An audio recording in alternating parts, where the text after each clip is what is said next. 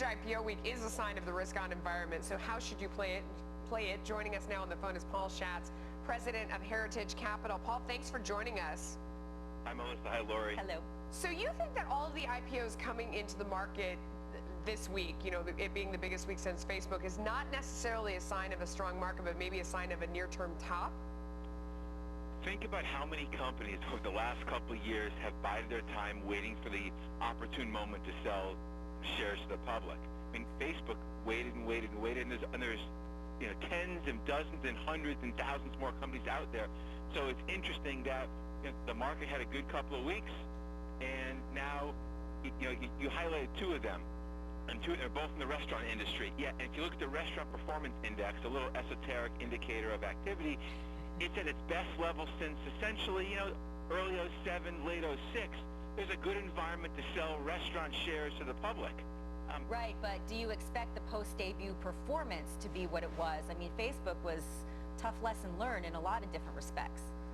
Facebook was the perfect storm of everything not to do in an IPO. That won't happen again, at least for another 10 or 20 years. I think everyone's learned their lesson.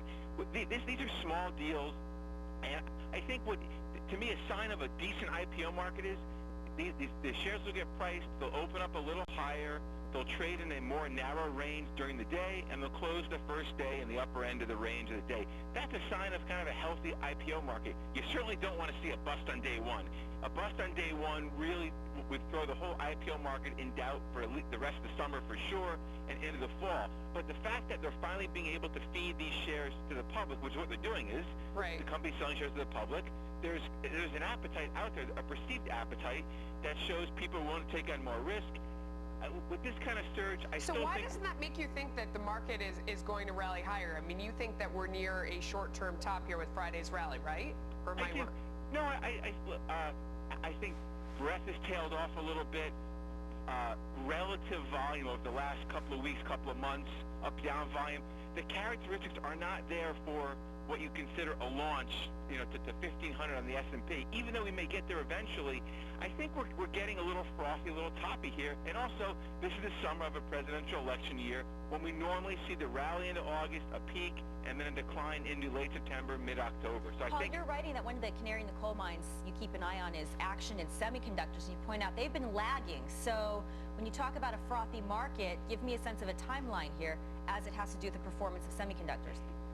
To me, a couple things are canaries in the coal mine. Semis are up there because as semis go, so goes tech. As tech goes, so goes the market.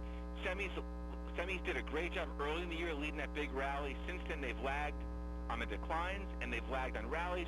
They perked up a little bit late last week, but I'm concerned about semis in general. And if semis aren't going to do well, I would say that tech on balance for the next couple of weeks, couple of months is going to lag. And on the flip side, to talk on the other side of my mouth, high-yield junk bonds have traded fantastically well. They're closer near all-time highs. You've got kind of a confluence of indicators telling you where the market's going. But I think there's other froth. You've got some of the sentiment surveys are perking up. Some of the option indicators are perking up. So given all that, what's your strategy before we run out of time? What do you do? I think right here, I certainly wouldn't commit more monies right now. Whatever I have, I tighten my stops on. I'm pretty vigilant. I want to sell into strength. I don't want to sell in the hole after we've turned down and gone down 3 to 5%. I think if we pop above the April peak, I think you take some off the table. Absolutely. And then I think you look to deploy it again as we get closer to the election, but certainly before the election. Paul Schatz, thanks so much for coming on. We appreciate you hopping on the phone. Thanks, Melissa and Lori. Thanks. Have a good one.